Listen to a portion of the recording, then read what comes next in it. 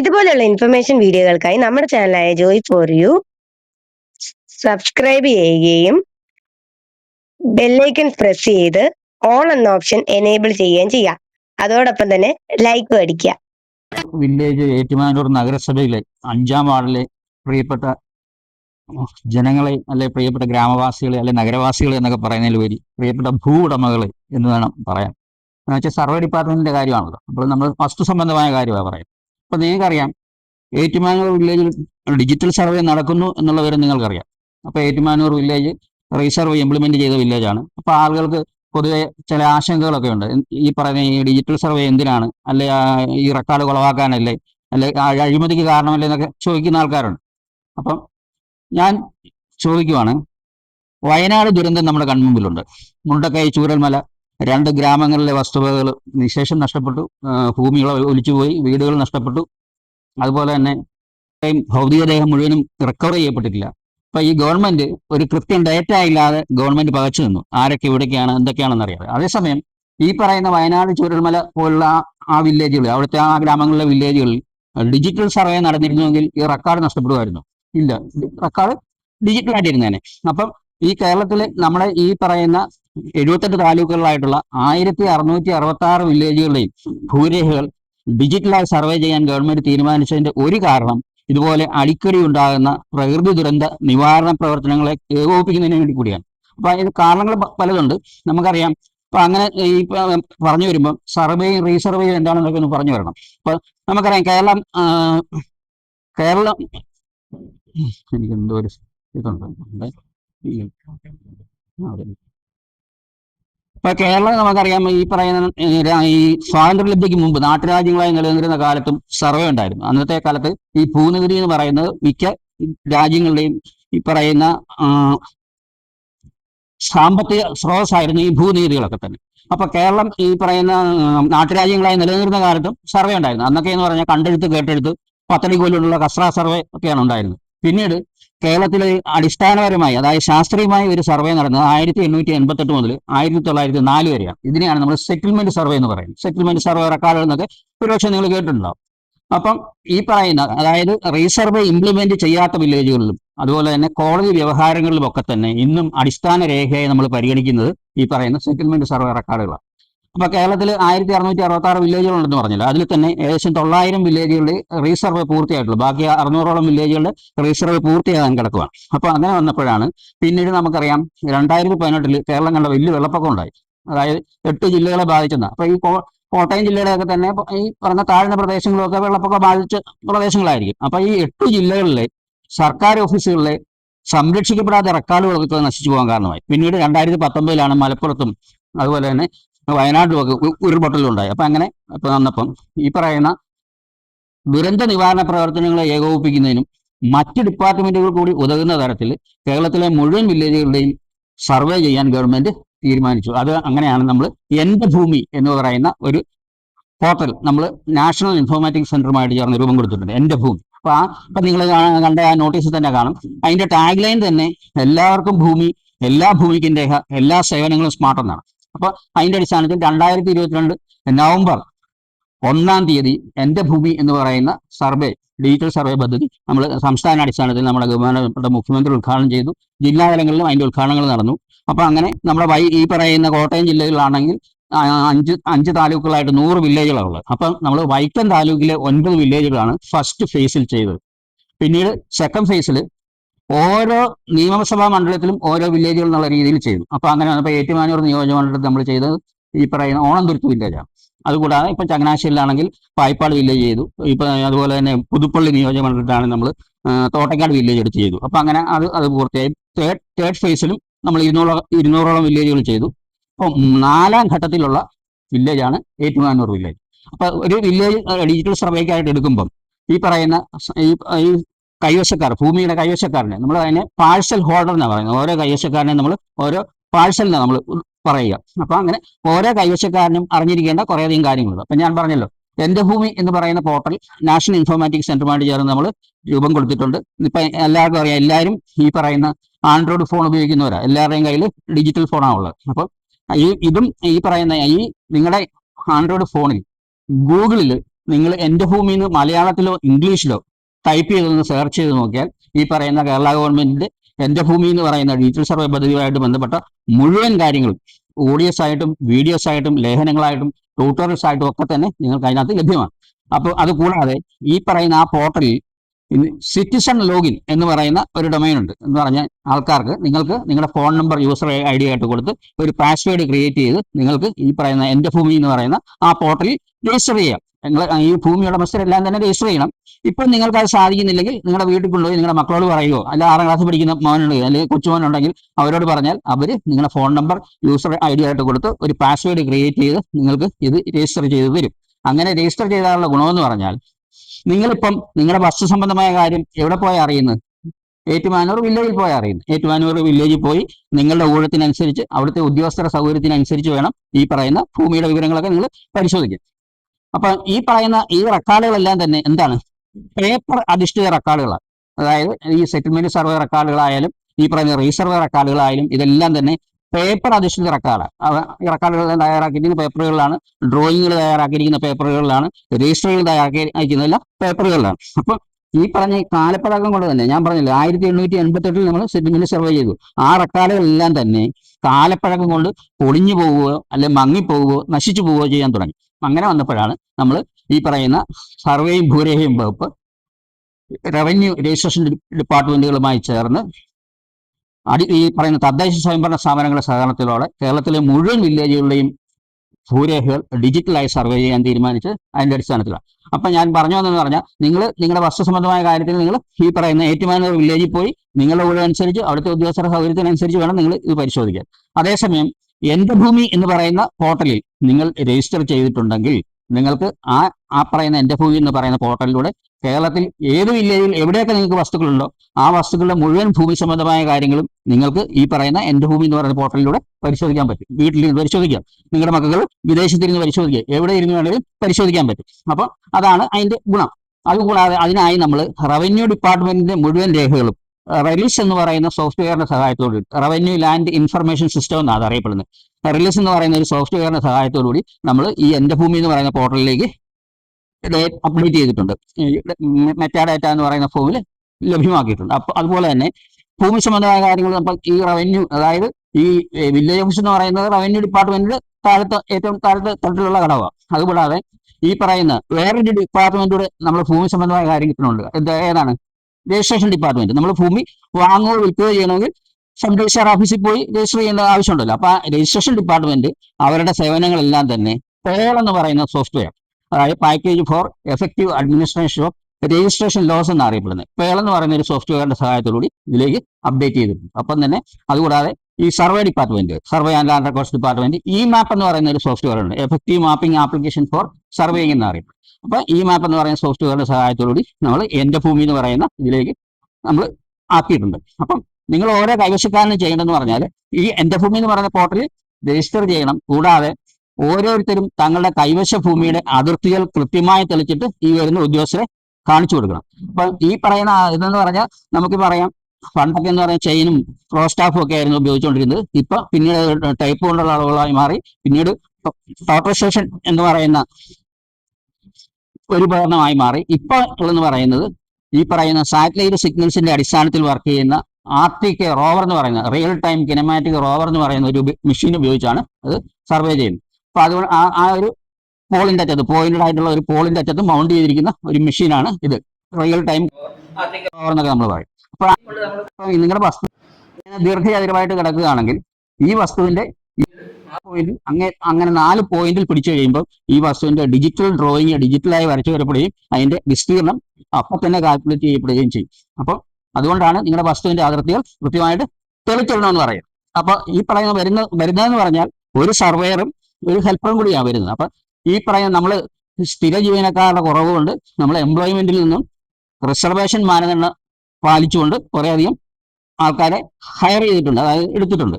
അപ്പൊ അതിൽ തന്നെ റിസർവേഷൻ മാനദണ്ഡം ആയതുകൊണ്ട് തന്നെ അതിനകത്ത് കൈവയ്യാത്തവരുണ്ട്, കാല് വയ്യാത്തവരുണ്ട്, സംസാരശേഷി ഇല്ലാത്തവരുണ്ട്, കേൾവി ശക്തി ഇല്ലാത്തവരുണ്ട്, അങ്ങനെ വികലാംഗരും ഒക്കെ ഉണ്ട്. അപ്പം ഞാൻ പറഞ്ഞെന്ന് പറഞ്ഞാൽ ഫിസിക്കലി ഫിറ്റായ 2 പേരായിരിക്കത്തില്ല ഒരുപക്ഷെ വരുന്നത്. കൂടുതലും സ്ത്രീകളാണ്. സ്ത്രീ ശാക്തീകരണത്തിന്റെ കാലമാണ്. ഏത് ഡിപ്പാർട്ട്മെന്റിലും സ്ത്രീകളാണ് കൂടുതൽ. അപ്പൊ ചിലപ്പോൾ 2 സ്ത്രീകളായിരിക്കും വരുന്നത്. ഈ കൈ വയ്യാത്തോ ഒക്കെ വരുന്നുണ്ട്. അപ്പൊ ഞാൻ പറഞ്ഞു വന്നെന്ന് പറഞ്ഞാൽ, ഇപ്പൊ ഇവിടെ അവരാത്തേക്ക് റോവർ പിടിക്കുമ്പോൾ നിങ്ങളുടെ വസ്തുവിന്റെ അതിർത്തി ഒരു ഇല്ലിക്കാടാണെന്ന് വിചാരിക്കുക, ഒരു ഇല്ലിക്കൂട്ടമാണെന്ന് വിചാരിക്കുക. അപ്പൊ ഈ കൈ വയ്യാത്തോ അല്ലെ കാല് വയ്യാത്തോ ഒക്കെ ഉണ്ട്. അപ്പൊ നിങ്ങളുടെ വസ്തുവിന്റെ അതിർത്തി തെളിച്ച് ആ ഇല്ലിക്കാടിന്റെ നടുവിലാണ്, ആ ഇല്ലിക്കൂട്ടത്തിന്റെ നടുവിലാണ് നിങ്ങളുടെ വസ്തുവിന്റെ അതിർത്തിക്കല്ല് കിടക്കുന്നത് വിചാരിക്കുക. അപ്പൊ ഈ കാല് വയ്യാത്ത ഈ കുട്ടി അതിനകത്ത് നുഴഞ്ഞു കയറി പിടിക്കുവോ? അപ്പൊ അത് തെളിച്ചിടണം. അപ്പൊ അങ്ങനെ തെളിച്ചിട്ടിട്ടില്ലെങ്കിലുള്ള പ്രശ്നം എന്ന് പറഞ്ഞാൽ, അപ്പൊ അവിടെ ഒരു പോയിന്റ് കൃത്യമായി പിടിച്ചു, ഈ പോയിന്റിലാണ് പിടിക്കേണ്ടത്. പക്ഷെ അങ്ങോട്ടും ഇങ്ങോട്ടും മാറിപ്പോയാൽ എന്ത് പറ്റും? ഈ ഡിജിറ്റൽ ഡ്രോയിങ്ങിന് ഷേപ്പിന് വ്യത്യാസം വരും, വിസ്തീർണത്തിന് വ്യത്യാസം വരും. അതുകൊണ്ടാണ് നിങ്ങളുടെ വസ്തുവിന്റെ അതിർത്തികൾ കൃത്യമായി തെളിച്ചിടണം എന്ന് പറയുന്നത്. കൂടാതെ എല്ലാവരുടെയും വസ്തു കൃത്യം ചതുര ഷേപ്പിലായിരിക്കും കിടക്കുന്നത്, അല്ല, ബെൻഡുകളൊക്കെ ഉണ്ടാവും. അങ്ങനെ ബെൻഡുകൾ ഉണ്ടെങ്കിൽ ആ ബെൻഡ് പോയിന്റും ഒക്കെ തെളിച്ചിട്ട് ഈ ഉദ്യോഗസ്ഥരെ നിങ്ങൾ കൂടെ നടന്ന് ഈ അതിർത്തികൾ കൃത്യമായി കാണിച്ചു കൊടുക്കണം. അപ്പൊ ഞാൻ പറഞ്ഞതെന്ന് പറഞ്ഞാൽ, മിക്ക വീടുകളിലും ചെല്ലുമ്പോൾ ഞാൻ പറഞ്ഞില്ല, ഈ ഒരു സർവേയറും ഒരു ഹെൽപ്പറും ആയിരിക്കും വരുന്നത്. മിക്ക വീടുകളിലും ചെല്ലുമ്പോൾ സ്ത്രീകളായിരിക്കും അവിടെ ഉള്ളത്, പുരുഷന്മാർ പക്ഷേ ജോലിക്ക് പോയിരിക്കുമായിരിക്കും. അപ്പൊ നമ്മൾ ഈ കാര്യങ്ങളൊക്കെ പറയുമ്പോൾ അവരോട് പറയും, ചേച്ചി ഈ ഇതൊക്കെ കാണിച്ചു തരാമോ, കരമടച്ച രസീത് കാണിക്കുമോ, അല്ല ആധാരത്തിന്റെ കോപ്പി കാണിക്കുമോ എന്നൊക്കെ ചോദിച്ചാൽ സ്ഥിരമായിട്ട് പറയുന്ന ഒരു മറുപടി ഉണ്ട്. എന്താണ്? അത് ഞാനിവിടെ ഇല്ലെന്ന് പറയും, അല്ലേ? അപ്പൊ നിങ്ങൾ വീട്ടിൽ ചെന്ന് ചോദിക്കണം, ചേട്ടാ നമുക്ക് എവിടെയൊക്കെ വസ്തുക്കളുണ്ട്, ഏതൊക്കെ വില്ലേജുകളിൽ വസ്തുക്കളുണ്ട്, അപ്പൊ അതിനെല്ലാം കൃത്യമായ ആധാരം ഉണ്ടോ, അതിന് കൃത്യമായിട്ട് കരമടയ്ക്കുന്നുണ്ടോ, അതിന്റെ വസ്തുവിന്റെ അതിർത്തികളൊക്കെ നമ്മൾ തെളിഞ്ഞാണ് കിടക്കുന്നതൊക്കെ കാര്യങ്ങൾ നിങ്ങൾ വീട്ടിൽ ചെന്ന് നിങ്ങൾ പുരുഷന്മാരോട് ചോദിക്കുക. നിങ്ങൾ പുരുഷന്മാര് നിങ്ങളുടെ സ്ത്രീകളോടും പറഞ്ഞേക്കുക, ഇങ്ങനെ ഡിജിറ്റൽ സർവേക്കാർ വരാൻ സാധ്യതയുണ്ട്. അപ്പൊ അവർ വരുമ്പോൾ ഈ കൃത്യമായി ഈ കാര്യങ്ങളൊക്കെ കാണിച്ചു കൊടുക്കണം. അതായത് ആധാർ കാർഡിന്റെ നമ്പർ വരെ നമ്മൾ ചോദിക്കും. ആധാർ കാർഡുമായിട്ട് മൊബൈലുമായിട്ട് ലിങ്കായ ആധാർ കാർഡ് നമ്പർ വരെ ഈ എന്റെ ഭൂമി എന്ന് പറയുന്ന ഈ സിസ്റ്റത്തിൽ നമുക്ക് അറ്റാച്ച് ചെയ്യണം. അതായത് ഈ സിസ്റ്റത്തിൽ, എന്റെ ഭൂമി എന്ന് പറയുന്ന ആ സിസ്റ്റത്തിൽ നിങ്ങളുടെ വസ്തുവിന്റെ ആധാരത്തിന്റെ അല്ലെ അവകാശരേഖയുടെ നമ്പരും വർഷവും ഏത് രജിസ്റ്റർ ഓഫീസ് ആണെന്നുള്ളതൊക്കെ അറ്റാച്ച് ചെയ്യാനുള്ള സംവിധാനം നമ്മുടെ ഈ എന്റെ ഭൂമി എന്ന് പറയുന്ന സിസ്റ്റത്തിലുണ്ട്. അപ്പൊ നാളെ നിങ്ങളൊരു ഡോക്യുമെന്റേഷൻ നടത്തുമ്പം നിങ്ങൾ ഈ മുന്നാധാരം ഒന്നും തപ്പി നടക്കേണ്ട കാര്യമില്ല. നിങ്ങളുടെ ആധാരത്തിന്റെ നമ്പരും വർഷവും ഏത് രജിസ്റ്റർ ഓഫീസ് ആണെന്ന് അടിച്ചു കൊടുത്തു കഴിഞ്ഞാൽ ഞങ്ങളുടെ കയ്യിലിരിക്കുന്ന ഈ പറയുന്ന കമ്പ്യൂട്ടർ ലാപ്ടോപ്പിൽ ഈ സംഭവങ്ങളെല്ലാം ഞങ്ങൾക്ക് കിട്ടും. അപ്പം നിങ്ങൾ ചെയ്യേണ്ടതെന്ന് പറഞ്ഞാൽ, നിങ്ങളുടെ വസ്തുവിന്റെ അതിർത്തികൾ കൃത്യമായി തെളിച്ചിടുക. അതുപോലെ തന്നെ ബെൻഡ് പോയിന്റുകളുണ്ടെങ്കിൽ ആ ബെൻഡ് പോയിന്റുകൾ കൃത്യമായി തെളിച്ചിടുക. അതുപോലെ ഉദ്യോഗസ്ഥരെ കൂടാതെ കാണിക്കുക. അപ്പൊ ഞാൻ പറഞ്ഞല്ലോ, വരുന്ന സർവേയറും ഹെൽപ്പറും ആയിരിക്കും. അപ്പൊ അവർക്കാർക്കും നിങ്ങളുടെ ഭൂമിയുടെ അതിർത്തികൾ അറിയത്തില്ല. നിങ്ങളെ നമ്മൾ ആദ്യമായിട്ട് കാണുന്നവരാണ്. അപ്പൊ ഇവര് വരുമ്പോൾ കൂടുതലും സ്ത്രീകളാണ് വരുന്നത്. അവര് വരുമ്പോൾ ഈ പറയുന്ന വെയിലത്തു നിന്നാണ് വരുന്നതെങ്കിൽ കുടിക്കാൻ വെള്ളം ചോദിച്ചാൽ കൊടുക്കുക. മഴയത്താണെങ്കിൽ ആ ഇറയത്തെങ്കിലും ഒന്ന് നിൽക്കാൻ അനുവദിക്കുക. ഭക്ഷണം ആ സിറ്റൗട്ടിൽ നിന്ന് കഴിച്ചോട്ടെ എന്ന് ചോദിച്ചാൽ പുറകിലത്തെ അലക്കലിൽ പോയിരുന്ന് കഴിച്ചോ എന്ന് പറയാതിരിക്കുക. അങ്ങനെയൊക്കെ ചെയ്തവർ ചങ്ങനാശ്ശേരി വില്ലേജിലും ഒക്കെ ഇങ്ങനെയൊക്കെ ചെയ്തവരുണ്ട്. പട്ടിയെ അഴിച്ചുവിട്ട് കടിപ്പിച്ചവരുണ്ട്. ഗേറ്റ് തുറന്ന് അകത്ത് കയറിയപ്പോൾ എന്തിനാണ് തുറന്ന് അകത്ത് കയറിയെന്ന് ചോദിച്ച് ഇറക്കി ബലമായി പുറത്തിറക്കി വിട്ടവരുണ്ട്. അപ്പൊ നമ്മുടെ സഹകരണക്കുറവുകൊണ്ട് ഈ പറയുന്ന റെക്കോർഡുകൾ മോശമാകാൻ ഇടയാകരുത്. ഇപ്പൊ ഏതൊരു ഗ്രാമത്തിന്റെയും ഏതൊരു പ്രദേശത്തിന്റെയും അടിസ്ഥാന വികസന രേഖ എന്ന് പറയുന്നത് എന്താണ്? ഈ സർവേ റെക്കോർഡുകളുടെ കൃത്യതയാണ്. കൃത്യമായ സർവേ റെക്കോർഡുകളുള്ള, കൃത്യമായി പുറമ്പോക്കും മറ്റു കാര്യങ്ങൾ അടയാളപ്പെടുത്തിയിട്ടുള്ള ഗവൺമെന്റ് ഭൂമികളും പഞ്ചായത്തിന്റെ അല്ലെങ്കിൽ മുനിസിപ്പാലിറ്റിയുടെ വക വസ്തുക്കളുടെ കാര്യങ്ങളും എല്ലാം ശരിക്കും രേഖപ്പെടുത്തിയിട്ടുള്ള കുറ്റമറ്റ റെക്കോർഡുള്ള വാർഡിലായിരിക്കും പുതിയൊരു പ്രൊജക്ട് വരിക. ഞാൻ പറഞ്ഞു, ഇപ്പൊ പഞ്ചവത്സര പദ്ധതിയോ പ്ലാനിംഗ് ബോർഡോ അവരൊക്കെ പുതിയ പ്രൊജക്ടുകൾ സംഘടിപ്പിക്കുമ്പോൾ അവർ നോക്കുന്നത് എന്താണ്? ഏത് വാർഡിലായിരിക്കും കൃത്യമായ റെക്കോർഡുകൾ എന്താണ്. ഇനിയും ഗവൺമെന്റ് ഇതര ഏതൊരു ആനുകൂല്യത്തിനും എന്താണ് ഈ ഡിജിറ്റൽ സർവേ റെക്കോർഡുകളായിരിക്കും അടിസ്ഥാന രേഖയായി പരിഗണിക്കപ്പെടുക. ഇപ്പൊ നമുക്ക് മിക്കവാറും വീടുകളിൽ ചെല്ലുമ്പോൾ ഉള്ള കുഴപ്പമെന്ന് പറഞ്ഞാൽ, മിക്കവാറും ഒരു വാർഡിൽ 400-450 വീടുകളുണ്ടെങ്കിൽ ഇതിനകത്ത് 100 വീടുകളും അടഞ്ഞു കിടക്കുന്ന വീടുകളുണ്ട്. ആൾക്കാരില്ല, വിദേശത്തേക്ക് പോയിരിക്കുന്നവരോ ഈ പറയുന്ന മറ്റു രാജ്യങ്ങളിൽ ഉള്ളവരൊക്കെ ആയിരിക്കും. വീടുകളാണ്, പക്ഷെ ആളില്ല. അപ്പൊ അങ്ങനെയുള്ളവരുണ്ടെങ്കിൽ, അങ്ങനെ ആ വീടുകളുടെ കാര്യങ്ങളൊക്കെ നിങ്ങൾക്ക് അറിയാമെങ്കിൽ അവരുടെ ഫോൺ നമ്പർ ലഭ്യമാക്കിയാൽ നമുക്ക് ഈ പറയുന്ന ഡിജിറ്റൽ സർവേ എല്ലാവരുടെയും സാന്നിധ്യത്തിൽ കുറ്റമറ്റ രീതിയിൽ നടത്തുവാൻ സാധിക്കും. അപ്പം ഇതിന് ഒരു ഡിജിറ്റൽ സർവേ ക്യാമ്പ് ഓഫീസ് ഉണ്ട്. അത് നമ്മുടെ നഗരസഭയുടെ മുകളിലത്തെ നിലയിലാണ് വർക്ക് ചെയ്യുന്നത്.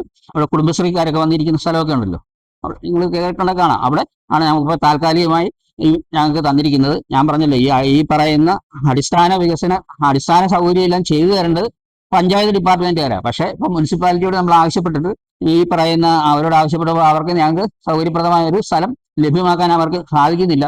അപ്പൊ അങ്ങനെയാണ് ഞങ്ങളിപ്പോൾ ഈ പറയുന്ന ആ ഷീറ്റിന്റെ താഴെ ആ ചൂടത്തിരുന്നാണ് ഇതൊക്കെ ചെയ്യുന്നത്. അപ്പൊ അവിടെ ഒരു ക്യാമ്പ് ഓഫീസ് വേണം. ആ ക്യാമ്പ് ഓഫീസിൽ എപ്പോഴും ഉദ്യോഗസ്ഥരുണ്ടാവും. അദ്ദേഹമാണ് നമ്മുടെ ഹെഡ് സർവേയർ. പിന്നെ അവിടെ പറയുന്ന ഡിപ്പാർട്ട്മെന്റ് സർവേയേഴ്സ് ഉണ്ട്. ഇപ്പൊ നിങ്ങൾക്ക് തന്നിരിക്കുന്ന നോട്ടീസിൽ ഈ ഹെഡ് സർവേയറുടെ നമ്പറൊക്കെ നിങ്ങൾക്ക് തന്നിട്ടുണ്ട്. നിങ്ങൾക്ക് എന്ത് സംശയങ്ങളോ കാര്യങ്ങളോ ഉണ്ടെങ്കിൽ നിങ്ങൾ അവരെ അറിയിക്കുക. അപ്പൊ ഈ ഉദ്യോഗസ്ഥർ വരുമ്പോൾ ഈ ഉദ്യോഗസ്ഥർക്കെല്ലാം തന്നെ ഞങ്ങൾ ഈ പറയുന്ന എംപ്ലോയ്മെന്റിൽ നിന്ന് തിരഞ്ഞെടുത്തിരിക്കുന്ന ഉദ്യോഗസ്ഥർക്കെല്ലാം തന്നെ ട്രെയിനിങ് കൊടുത്ത് അവർക്ക് ID കാർഡും കാര്യങ്ങളും എല്ലാം കൊടുത്തിട്ടുണ്ട്. അപ്പോൾ അവരോടെല്ലാം ഞങ്ങൾ ആൾക്കാരോട് ബിഹേവ് ചെയ്യേണ്ട കാര്യങ്ങളെല്ലാം പഠിപ്പിച്ച് ട്രെയിനിങ് കൊടുത്തിട്ടാണ് വിട്ടിരിക്കുന്നത്. ആരെങ്കിലും നിങ്ങളോട് മോശമായിട്ട് പെരുമാറിയാൽ ആ വിവരം ഞങ്ങളെ അറിയിക്കുക. ആർക്കും ₹1 പോലും കൊടുക്കേണ്ട കാര്യമില്ല. റീബിൽഡ് കേരള ഇനിഷ്യേറ്റീവ് എന്ന് പറയുന്ന ഫണ്ടിൽ നിന്നും ഏകദേശം 900 കോടിയോളം രൂപ മുടക്കിയാണ് നമ്മൾ ഇപ്പൊ ഈ പറയുന്ന ആധുനിക ഉപകരണങ്ങളും അപ്പോൾ തന്നെ ഇതുപോലെ ഉദ്യോഗസ്ഥരെ ഇപ്പൊ കുറവുകൊണ്ട് ഈ പറയുന്ന എംപ്ലോയ്മെന്റിൽ നിന്നും ഉദ്യോഗസ്ഥരൊക്കെ എടുത്തിരിക്കുന്നത്. ആർക്കും ₹1 പോലും നിങ്ങൾ കൊടുക്കരുത്. ആരെങ്കിലും ചോദിച്ചാൽ ആ വിവരം നമ്മളെ അറിയിക്കുക. നിങ്ങൾ ₹1 കൊടുത്തതുകൊണ്ട് പ്രത്യേകിച്ച് പ്രയോജനം ഒന്നും ഉണ്ടാകത്തില്ല. അപ്പൊ ഇങ്ങനെ ചോദിക്കുന്നവരൊക്കെ ഉണ്ടായിരുന്നു. മറ്റേ ഇടുക്കിയിലൊക്കെ അങ്ങനെ ചോദിച്ചു, റിപ്പോർട്ട് ചെയ്യപ്പെട്ടു, ആൾക്കാരെ പിടികൂടുകയൊക്കെ ചെയ്തു. അപ്പൊ ഈ പറയുന്ന കാര്യങ്ങൾക്ക് ₹1 പോലും നിങ്ങൾ ചെലവ് ചെയ്യേണ്ടതില്ല. ഇതിപ്പം ഗവൺമെന്റ് ഈ പറയുന്ന മെഷീൻസ് ഞാൻ പറഞ്ഞല്ലോ ഒരു പോളിന്റെ അറ്റത്ത് മൗണ്ട് ചെയ്തിരിക്കുന്ന ഒരു മെഷീൻ, അത് കണ്ടാൽ വലിയ ലുക്കില്ലെങ്കിലും 18 ലക്ഷം രൂപ വിലയുള്ള മെഷീനാണ്. ഇപ്പൊ ലേക്കയുടെ സോഫിസ്റ്റിക്കേറ്റഡ് ആയിട്ടുള്ള മെഷീനാണ്. അപ്പോൾ ആ മെഷീൻ ഉപയോഗിച്ച് ഞാൻ പറഞ്ഞല്ലോ നിങ്ങളുടെ ഈ പറയുന്ന അതിർത്തിയിലെ കോർഡിനേറ്റ് ആണ് അവിടെ ലഭിക്കുക. അക്ഷാംശം രേഖാംശം എന്നൊക്കെ പറയുന്ന XY കോർഡിനേറ്റും മീൻ സീ ലെവലിൽ നിന്നുള്ള ഹൈറ്റ് ഉൾപ്പെടെയുള്ള കോർഡിനേറ്റ് ആണ് അവിടെ ലഭിക്കുന്നത്. അപ്പോൾ ഈ പറയുന്ന കൃത്യമായ പോയിന്റിൽ പിടിച്ചില്ലെങ്കിൽ അങ്ങോട്ടും ഇങ്ങോട്ട് മാറിപ്പോയാൽ അത് വേറൊരു കോർഡിനേറ്റ് ആയി മാറും. അതുകൊണ്ടാണ് നിങ്ങളുടെ അതിർത്തി കൃത്യമായി തെളിച്ചിടണം എന്ന് പറയുന്നതിന്റെ കാരണം അതാണ്. ഇനി നിങ്ങളുടെ വീടുകളിൽ ആരെങ്കിലും ഈ പറയുന്ന ചില വീടുകളിൽ ചെന്ന് കഴിഞ്ഞാൽ വൃദ്ധരായ മാതാപിതാക്കൾ മാത്രമേ കാണത്തുള്ളൂ. ഭാഗ്യമുണ്ടെങ്കിൽ ഒരു പട്ടി കാണും, ചിലപ്പോൾ അതിലും ഭാഗ്യമുണ്ടെങ്കിൽ ചിലപ്പോൾ ഒരു ബംഗാളി പണിക്കാരനും കാണും. മിക്കവാറും വീടുകളിലൊക്കെ ഈ പ്രായമായ വൃദ്ധ ദമ്പതികൾ മാത്രമേ കാണത്തുള്ളൂ. നമ്മൾ ഗേറ്റ് തുറക്കുമ്പോൾ തന്നെ സ്വിറ്റ്സർലൻഡിൽ ഇരിക്കുന്ന അവരുടെ മകൻ ഇത് CCTV കൂടെ കണ്ടുകൊണ്ടിരിക്കുകയാണ്. അപ്പൊ തന്നെ കോൾ വരും ഇവരുടെ ഫോണിലേക്ക്, ആര് പറഞ്ഞിട്ടാണ് നിങ്ങൾ ഗേറ്റ് തുറന്നത് എന്ന് ചോദിക്കാറുണ്ട്. എന്ന് പറഞ്ഞാൽ അങ്ങനെ അനുഭവം ഉണ്ട് ഞങ്ങൾക്ക്.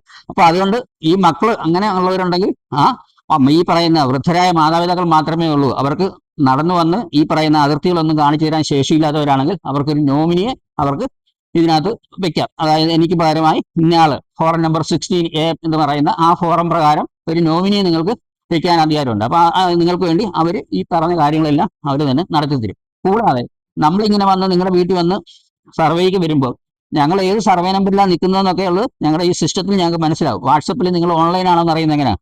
സൈഡിൽ ഒരു പച്ച ഡോട്ട് കാണുമ്പോഴല്ലേ എന്ന് പറഞ്ഞതുപോലെ ഏത് ഭൂമിയിലാണ് നിൽക്കുന്നത്, ഏത് സർവേ നമ്പറിലാണ് നിൽക്കുന്നത് എന്നുള്ള വിവരങ്ങൾ ഞങ്ങൾക്ക് ഞങ്ങളുടെ മെഷീനകത്ത് അറിയാം.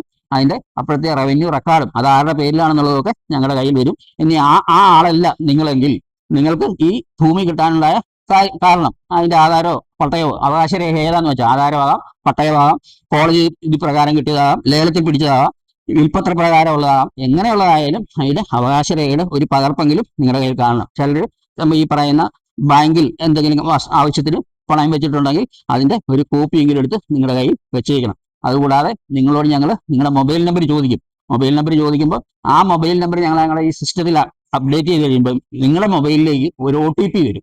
6 അക്ക OTP നമ്പർ OTP വരും.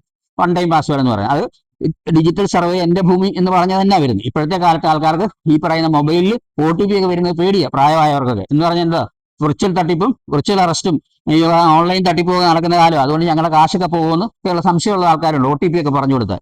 ഈ OTP എന്ന് പറഞ്ഞാൽ എന്റെ ഭൂമി ഡിജിറ്റൽ സർവേ എന്ന് പറഞ്ഞ് തന്നെയാണ് ഈ പറയുന്ന OTP വരുന്നത്. ആ OTP നമ്പർ ഞങ്ങൾക്ക് പറഞ്ഞു തന്ന് ഞങ്ങളത് അപ്ഡേറ്റ് ചെയ്തെങ്കിൽ മാത്രമേ ഈ പ്രവൃത്തികൾ പൂർണ്ണമാകത്തുള്ളൂ. കൂടാതെ ഇപ്പോഴാണെങ്കിൽ നിങ്ങളെ ഈ പറയുന്ന മൊബൈലിനകത്ത് ലിങ്ക് ചെയ്തിരിക്കുന്ന ആധാർ നമ്പർ ഇതിനകത്ത് അറ്റാച്ച് ചെയ്യാൻ മാർഗമുണ്ട്. എന്ന് പറഞ്ഞാൽ നാളെ നിങ്ങളറിയാതെ നിങ്ങളുടെ വസ്തു ആർക്കെങ്കിലും കബളിപ്പിച്ചോ കൊണ്ടുപോകാൻ പറ്റത്തില്ല. അങ്ങനെ ചെയ്താൽ എന്ത് പറ്റും? അങ്ങനെ ശ്രമിച്ചാൽ നിങ്ങളെ ഈ പറയുന്ന ലിങ്ക് ചെയ്തിരിക്കുന്ന മൊബൈൽ നമ്പറിലേക്ക് മെസ്സേജ് വരും. മനസ്സിലായോ? അപ്പൊ അതുകൊണ്ടാണ് തട്ടിപ്പും വെട്ടിപ്പും ഇല്ലാതെ നിങ്ങൾക്ക് ഭൂമി വാങ്ങുകയോ വിൽക്കുകയോ ചെയ്യാം. ഇനി ഈ ഡിജിറ്റൽ സർവേ നടന്നു കഴിഞ്ഞാൽ പിന്നെ നിങ്ങൾക്ക് ഡിജിറ്റലായി മാത്രമേ കരമടയ്ക്കാൻ പറ്റത്തുള്ളൂ. ഇപ്പൊ തന്നെ നിങ്ങൾ ഈ ഓൺലൈൻ പേയ്മെന്റും കാര്യങ്ങളൊക്കെ ആൾക്കാർ ചെയ്യുന്നുണ്ട്. ഒരു കേക്ക് വാങ്ങിക്കണേ പോലും പറഞ്ഞ ഓൺലൈൻ ചെയ്ത് OTP നമ്പർ. പണ്ടത്തെ കാലത്ത് നമ്മൾ വിചാരിച്ചിട്ടുണ്ടോ 10 വർഷം മുമ്പ് ഏതെങ്കിലും ഒരു ചായക്കടയിൽ പോയി ഒരു ചായയും ഒരു പരിപ്പൂടയും കഴിച്ചിട്ട് 20 രൂപ ഗൂഗിൾ പേ ചെയ്യുന്ന കാര്യം നമ്മൾ സ്വപ്നത്തിൽ പോലും വിചാരിച്ചിട്ടുണ്ടായിരുന്നോ? ഇല്ല. അപ്പൊ ഈ പറയുന്ന ഗവൺമെന്റും അതിന്റെ സേവനങ്ങളും കാര്യങ്ങളും എല്ലാം തന്നെ ഡിജിറ്റലായി മാറുകയാണ്. അപ്പൊ അങ്ങനെ ഡിജിറ്റൽ സർവേ ഇംപ്ലിമെന്റ് ചെയ്ത് Ettumanoor village digital survey implement ചെയ്താൽ പിന്നെ നിങ്ങൾക്ക് ഡിജിറ്റലായി മാത്രമേ കരമടയ്ക്കാൻ പറ്റത്തുള്ളൂ. പിന്നീട് ഇപ്പൊ അങ്ങനെ സാധിച്ചില്ലെങ്കിൽ എന്ത് ചെയ്യും? ഇപ്പം നിങ്ങൾ നിങ്ങളുടെ ഭൂമിയുടെ കാര്യങ്ങൾക്ക് എവിടെയാ പോകുന്നത്? കോട്ടയം തഹസിൽദാർ അടുത്ത, അതായത് എല്ലാറും തഹസിൽദാർ അടുത്ത, ഈ പറയുന്ന പൂരക തഹസിൽദാർ അടുത്താണ് നിങ്ങൾ ഇപ്പൊ ഭൂമി സംബന്ധമായ കാര്യങ്ങൾക്ക് അപേക്ഷ വെക്കുന്നത്. അപ്പം നിങ്ങൾ ഇതിനകത്ത് ഉൾപ്പെട്ടിട്ടില്ല എന്ന് വിചാരിക്കുക. അപ്പം നിങ്ങൾ ഈ പറയുന്ന അപേക്ഷ വെക്കേണ്ടി വരും. ഈ പറയുന്ന ഭൂരേഖ രഹസ്യക്കാർക്ക് അപേക്ഷ വെക്കണം. ഇപ്പോഴാണെങ്കിൽ നിങ്ങൾ ഒരു ഭൂരേഖ രഹസ്യക്കാർക്ക് അപേക്ഷ വെച്ചാൽ, ഞാൻ കുട്ടനാട്ടുകാരനാണ്, ഞാൻ കാവാലംകാരനാണ്. ഇപ്പൊ ഞങ്ങളവിടെ ഈ കുട്ടനാട്ടിൽ എന്ന് പറഞ്ഞാൽ 2022 വെച്ച അപേക്ഷകളാണ് ഇപ്പം വന്ന് ഈ 2026 കായലിലൊക്കെ ഈ കൃഷി സ്ഥലത്തൊക്കെ ആൾക്കാർ നോക്കാൻ തുടങ്ങിയത്. 2022 വെച്ച അപേക്ഷ പോലും മുൻഗണനാ ക്രമത്തിൽ നോക്കാൻ തുടങ്ങിയിട്ട് 4 കൊല്ലം എടുക്കും. അപ്പം നിങ്ങളൊരു ഈ പറയുന്ന നിങ്ങളുടെ ഭൂമി ഉൾപ്പെട്ടിട്ടില്ല എങ്കിൽ നിങ്ങൾ ഉൾപ്പെടുത്തുവാൻ വേണ്ടി ഒരു അപേക്ഷ കൊടുത്താൽ എന്ത് പറ്റും? നിങ്ങൾ മുൻഗണനാക്രമം പ്രകാരം ഒരു 6 മാസമെങ്കിലും കഴിയാതെ നോക്കാൻ പറ്റത്തില്ല. എന്ത് ചെയ്യണം? നിങ്ങൾ സർവേറെ വിളിച്ചുകൊണ്ട് വരണം. വിളിച്ചുകൊണ്ട് വന്ന് നിങ്ങളുടെ വസ്തുക്കൾ അളപ്പിക്കണം. അത് പിന്നെ ഒരു ഫയലാകണം. ആ ഫയല് ഈ സർവേർ റിപ്പോർട്ട് എഴുതി അത് പിന്നെ ഒരു ഡ്രാഫ്റ്റ്സ്മാൻ അത് പരിശോധിച്ച് അതിനകത്ത് ഈ ഡ്രാഫ്റ്റ്സ്മാൻ എന്ത് ചെയ്യും? പരിശോധിക്കുമ്പം എന്തെങ്കിലും അപാകത ഉണ്ടെങ്കിൽ എഴുതി വെക്കും. കുറി എഴുതുക എന്ന് പറയും, എഴുതി വെക്കും. പിന്നെ ഈ സർവേർ പിന്നെ വന്ന് ഇത് പരിഹരിച്ച് തന്ന് അത് ഒരു ഹെഡ് സർവേയർ പരിശോധിച്ച് അതിനുശേഷം ഈ പറയുന്ന ഭൂരേഖാ രഹസ്യക്കാർ ഒരു നടപടിക്രമം തരുമ്പം നിങ്ങൾ നിങ്ങളുടെ മകളുടെ വിവാഹ ആവശ്യത്തിന് വേണ്ടി ഈ വസ്തു ശരിയാക്കി ലോൺ വെക്കാൻ പോയതാണെങ്കിൽ മകളുടെ കുഞ്ഞിന്റെ നൂലുകെട്ടും കഴിഞ്ഞ് അതിന്റെ ആദ്യ കുർബാന കഴിഞ്ഞാലും ഒരുപക്ഷെ ഈ റെക്കോർഡ് ശരിയായി കിട്ടണമെന്ന് നിർബന്ധമില്ല. ഞാൻ പറഞ്ഞെന്ന് പറഞ്ഞാൽ അങ്ങനെ നടക്കുമെന്നല്ല പറഞ്ഞ്, അത്രയും കാലതാമസം എടുക്കും. എന്താണെന്ന് വെച്ചാൽ ഈ പറഞ്ഞ ഉപകരണം ഞാൻ പറഞ്ഞല്ലോ, ഈ മെഷീൻ അത് 18 ലക്ഷം രൂപ വിലയുള്ളതാണ്. അതിന്റെ ഈ കൂടെയുള്ള കമ്പ്യൂട്ടർ ലാപ്ടോപ്പിന് ഏകദേശം 3 ലക്ഷം രൂപ, അങ്ങനെ 21 ലക്ഷം രൂപ വിലയുള്ള ഒരു സെറ്റാണ്. അപ്പൊ ഒരു താലൂക്കിൽ ഒരു പക്ഷെ ഒരു ഒന്നോ രണ്ടോ ഉപകരണമായിരിക്കും. ആ ഉപകരണം ഉപയോഗിച്ചുകൊണ്ട് വേണം നിങ്ങളുടെ ഈ പറഞ്ഞ സബ്ഡിവിഷൻ കേസുകളെല്ലാം ചെയ്യാൻ. അപ്പൊ അങ്ങനെ അദാലത്തിന് പോകാൻ നിൽക്കാതെ ഈ കൂട്ടത്തിൽ ചെയ്യാൻ ശ്രമിക്കുക. അതുകൂടാതെ വെള്ളം കുടിച്ചോട്ടെ. നിങ്ങൾ നടത്തിയിട്ടുണ്ടെങ്കിൽ അതിനനുസരിച്ചുള്ള അതിർത്തി ശരിയാക്കിയിടുക. അപ്പൊ അച്ചായന് 1 ഏക്കർ വസ്തുവാണ്, 3 മക്കളെന്ന് വിചാരിച്ചു, ഞാൻ ഉദാഹരണം പറയുന്നതേ ഉള്ളൂ കേട്ടോ. 3 മക്കളാണ്. അപ്പൊ 3 1 4 അച്ചായൻ അമ്മച്ചി ചെയ്ത ഒരു എ പട്ടിക, ബാക്കി പേർക്ക് BCD പട്ടിക, അങ്ങനെ 4 പട്ടികയായിട്ട് ഭാഗോടമ്പടി ചെയ്തിട്ടുണ്ട്. 4 നിങ്ങൾ കരമടയ്ക്കുന്നുണ്ട്. പക്ഷെ ഭൂമിയിൽ അതിർത്തി ഇട്ടിട്ടുണ്ടാവത്തില്ല. നിങ്ങൾ 4 കരമടയ്ക്കുന്നുണ്ടാവും, ഭൂമിയിൽ അതിർത്തി ഇട്ടിട്ടുണ്ടാവത്തില്ല. അപ്പൊ എന്ത് പറ്റും? ഈ അങ്ങനെ ഭൂമിയിൽ അതിർത്തി ഇട്ടിട്ടില്ലെങ്കിൽ ഞങ്ങൾക്ക് ഈ പറഞ്ഞ 1 ഏക്കർ വസ്തുവാണെങ്കിൽ ആ 1 ഏക്കർ വസ്തുവിന്റെ പൊതു അതിർത്തി അളന്ന് ഈ 4 5 പേരുടെ പേര് കൂട്ടായ തണ്ടപ്പേരിൽ ഉണ്ടാക്കാനേ പറ്റത്തുള്ളൂ. ചേട്ടനും അനിയനും താമസിക്കുന്നു, സെബാസ്റ്റ്യനും ജോസഫും അപ്പുറത്ത് ഇപ്പുറത്ത് താമസിക്കുന്നു. സെബാസ്റ്റ്യന് 25 സെന്റ്, ജോസഫിന് 15 സെന്റ്, 40 സെന്റാണ്. രണ്ടുപേർക്കും അതിർത്തിയൊക്കെ ഉണ്ട്. പക്ഷെ ഇവിടെ ഭാര്യമാര് തമ്മിൽ ചേർത്തില്ല. ഇവിടെ അതിർത്തി തർക്കമാണ്, കലഹമാണെങ്കിൽ എന്ത് ചെയ്യും? ഞങ്ങൾ വരുമ്പോൾ ഞങ്ങളെ അളക്കാൻ സമ്മതിപ്പിക്കത്തില്ല, അങ്ങോട്ട് കാല് പോലും വെക്കാൻ പറ്റത്തില്ല എന്ന് പറയും. അപ്പൊ എന്ത് പറ്റും? ഈ 40 സെന്റിന്റെ പൊതുവായ അതിർത്തി അളന്ന് ഈ ചേട്ടന്റെയും അനിയന്റെയും കൂട്ടായ തണ്ടപ്പേരിൽ റെക്കോർഡ് തയ്യാറാക്കാൻ പറ്റുള്ളൂ. കൂട്ടായ തണ്ടപ്പേരിൽ തയ്യാറാക്കി എന്ത് പറ്റും? അനിയന്റെ മകൾക്ക് കാനഡയിൽ പഠിക്കാൻ പോകണം, തനിച്ച് കരമടച്ച രസീത് കിട്ടുമോ? കിട്ടത്തില്ല. അപ്പൊ അങ്ങനെ വരുന്ന അവസ്ഥ ഉണ്ടാവരുത്. നിങ്ങളിപ്പം ഈ ഭാഗോടമ്പടി പ്രകാരമോ ഏതെങ്കിലും പ്രകാരമോ വസ്തു നിങ്ങൾ കരമടയ്ക്കുന്നുണ്ടെങ്കിലും ഭൂമിയിൽ അതിർത്തി ഇല്ലെങ്കിൽ നിങ്ങൾ പ്രൈവറ്റ് ആയിട്ട് ഒരാളെ വിളിച്ച് അതിർത്തി ഇടിയിക്കുക. ഈ ഡിജിറ്റൽ സർവേക്കാർ വന്ന് നിങ്ങളുടെ ഭൂമി അളന്ന് തിരിച്ച് അളന്നോണ്ട് പോകും എന്ന് നിങ്ങൾ വിചാരിക്കരുത്. നിങ്ങൾ അളന്ന് ഇട്ടിരിക്കുന്ന ഈ അതിർത്തി കല്ലിന്റെ മേളിൽ ഈ ഉപകരണം പിടിക്കുക എന്ന് പറയുന്ന ജോലി മാത്രമേ നമ്മൾ ചെയ്യത്തുള്ളൂ, അല്ലാതെ ചെയ്യാൻ നമുക്ക് വകുപ്പില്ല. അപ്പൊ അങ്ങനെ ഉണ്ടെങ്കിൽ നിങ്ങൾ നിങ്ങളുടെ വസ്തുവിന്റെ അതിർത്തികൾ കൃത്യമായി തെളിച്ചിടുക. മക്കൾക്കൊക്കെ വീതം വെച്ച് കൊടുത്തിട്ടുണ്ടെങ്കിൽ അതിനൊക്കെ കൃത്യമായിട്ട് അതിർത്തി ഇടുക. ഭാര്യയും ഭർത്താവിന്റെയും പേരിൽ വസ്തു കാണും. ഭർത്താവിന് 10ഉം ഭാര്യയ്ക്ക് 5ഉം, 10 5 15 സെന്റാ. പക്ഷെ ഇത് രണ്ടായിട്ട് അതിർത്തി ഉണ്ടാകത്തില്ല. അപ്പൊ എന്ത് പറ്റും? ഈ 15 സെന്റിന് ഭാര്യയും ഭർത്താവിനെ കൂട്ടുകണ്ട പേരിൽ നമുക്ക് റെക്കോർഡ് തയ്യാറാക്കാൻ പറ്റത്തുള്ളൂ. അപ്പൊ അങ്ങനെ ഉണ്ടെങ്കിൽ നിങ്ങൾ ഇപ്പോഴേ അതിർത്തികൾ ഇട്ട് തയ്യാറാക്കി വെച്ചേക്കുക. അപ്പൊ അങ്ങനെയാണ് ഈ 5ാം വാർഡിലേക്ക് വർക്ക് തുടങ്ങിയിരിക്കുകയാണ്. ഇപ്പൊ ഈ വിവരങ്ങളെല്ലാം നിങ്ങളോട് ആദ്യമേ തന്നെ പറയുന്നത് ഇതിനു വേണ്ടിയിട്ടാണ്. നിങ്ങളുടെ ആധാർ കാർഡിന്റെ നമ്പർ വരെ നമുക്ക് ഈ പറയുന്ന സിസ്റ്റത്തിൽ അറ്റാച്ച് ചെയ്യാം. നിങ്ങളുടെ വസ്തുവിന്റെ പ്രമാണത്തിന്റെ നമ്പരും വർഷവും സബ് രജിസ്ട്രാർ ഓഫീസിന്റെ വിവരങ്ങളെല്ലാം ഇതിനകത്ത് അറ്റാച്ച് ചെയ്യാം.